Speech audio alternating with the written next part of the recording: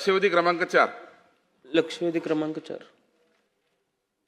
अध्यक्ष महोदय वितरित केल्याप्रमाणे.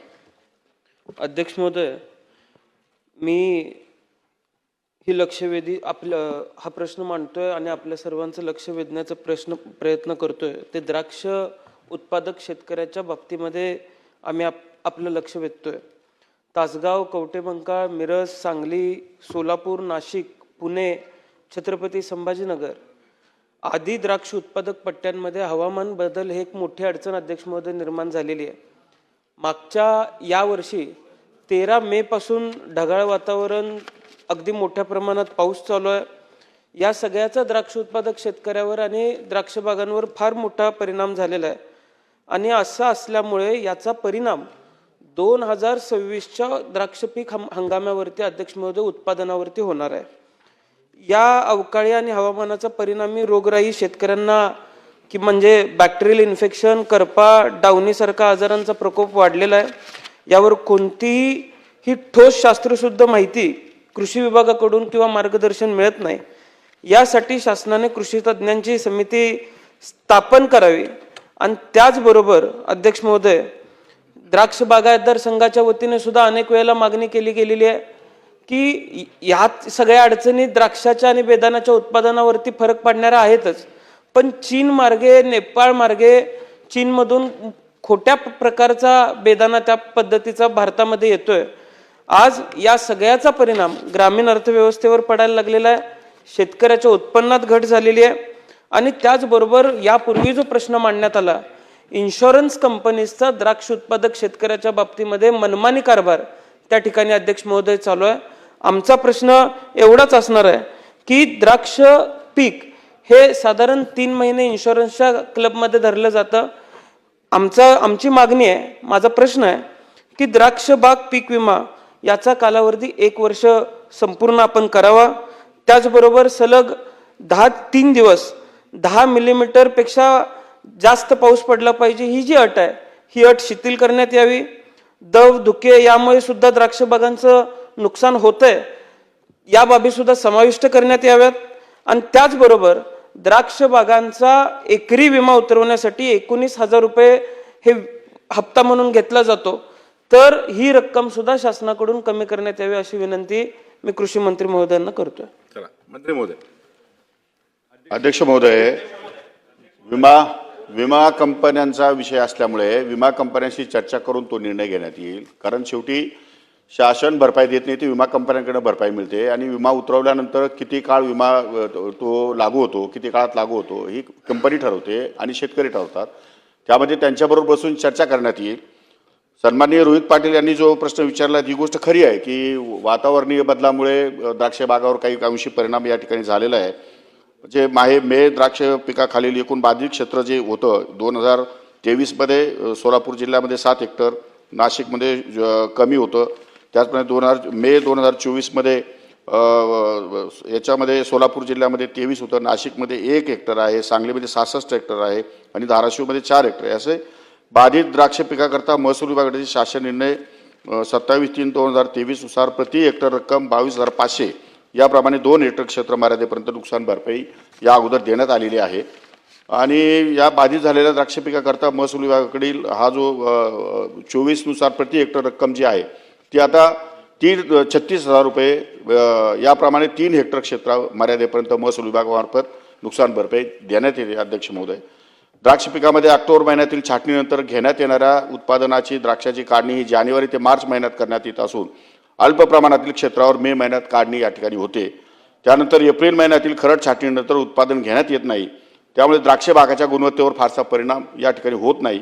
अवेळी होणाऱ्या पावसाचा द्राक्षाच्या उत्पादनावर व त्याच्या गुणवत्तेवर होणारा परिणाम याच्यावर भारतीय कृषी संशोधन परिषदेच्या अधीनस्थ असलेले राष्ट्रीय द्राक्ष संशोधन केंद्र पुणे यांच्यामार्फत हवामान बदलाच्या परिणामाचे बारकाईने निरीक्षण करण्यात येत असून उपाययोजना सल्ले राज्यातील द्राक्ष उत्पादक शेतकऱ्यांना नियमितपणे देण्यात येत आहेत. त्याचप्रमाणे सन्माननीय रोहित पाटील यांनी जो प्रश्न उपस्थित केला आहे की बेदाणा चायनामधून या ठिकाणी आपल्या नेपाळ मार्गे यामध्ये ब्लॅक मार्केटिंगच्या माध्यमातून येतो, अशा प्रकारची मागणी आम्ही द्राक्ष बागायतदार संघाचे अध्यक्ष आणि मी स्वतः जाऊन या ठिकाणी केंद्रीय कृषी मंत्र्याकडे केलेली आहे. त्या संदर्भात त्यांना माहिती पण दिलेली आहे, त्यांना सर्व पुरावे पण दिलेले आहेत.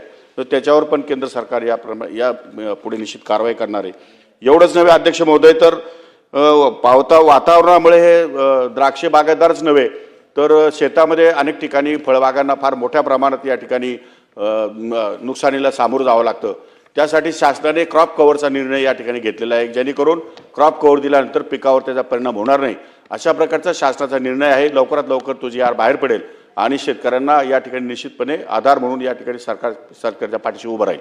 हेमंत ओकले त्यांचं नाव. बरं ठीक आहे, बरं चला रोहित पाटील उत्तर आले अध्यक्ष हरकत आहे तर महोदय. बोला. बोला आपण. अध्यक्ष महोदय, द्राक्ष हे एकूण जे निसर्गाचं चक्र आहे अध्यक्ष महोदय, ते अलीकडच्या काळात आपण बघितलं, पाऊस दिवाळीपर्यंत चालतो, डिसेंबरपर्यंत चालतो आणि काढणी कृषी मंत्री महोदयांनी सांगितलं की जानेवारी ते मार्चमध्ये होते आणि त्याच्यानंतर एप्रिलमध्ये द्राक्षाच्या उत्पादनावरती किंवा गुणवत्तेवरती अध्यक्ष महोदय परिणाम होत नाही असं उत्तर देण्यात आलं. अध्यक्ष महोदय, माझं एवढंच मत आहे की खरड छाटणीनंतर साधारणपणे ज्या काड्या असतात त्या काड्यांवरती नवीन गर्भधारणा जी होत असते त्याच्यावर पावसाचा मारा पडला की नवीन जो गर्भधारण घड असतो होणारा तो फुटत असतो. अध्यक्ष महोदय, सरकारकडून अशा पद्धतीची चुकीची माहिती मिळणं योग्य नाही. माझी कृषी मंत्री महोदयांना विनंती आहे की एकतर NRCच्या वतीने काही काम केलं जात नाही आणि आम्ही प्रश्न विचारल्यानंतर अशा पद्धतीची माहिती किंवा चुकीचं उत्तर आम्हाला अध्यक्ष महोदय मिळतात. एप्रिलमध्ये पाऊस पडल्यामुळे द्राक्षाचं नुकसान होत नाही असं जर शासनाचं मत असेल किंवा शास्त्रज्ञांचं मत असेल तर कृषी मंत्री महोदयांनी अशा शास्त्रज्ञांचा किंवा अधिकाऱ्यांचा आम्हाला फोन नंबर आणि घरचा पत्ता द्यावा. मंत्री महोदय. अध्यक्ष महोदय, या सन्माननीय रोहित पाटील साहेबांना मी सांगू इच्छितो की मी त्यांना असं म्हटलं की एप्रिल नंतर खरड छाटणीनंतर उत्पादन घेण्यात येत नाही, नुकसान होते असं म्हटलं नाही मी. त्यानंतर उत्पादन घेण्यात येत नाही. खरड छाटणीनंतर उत्पादन लगेच कसं घेता येईल?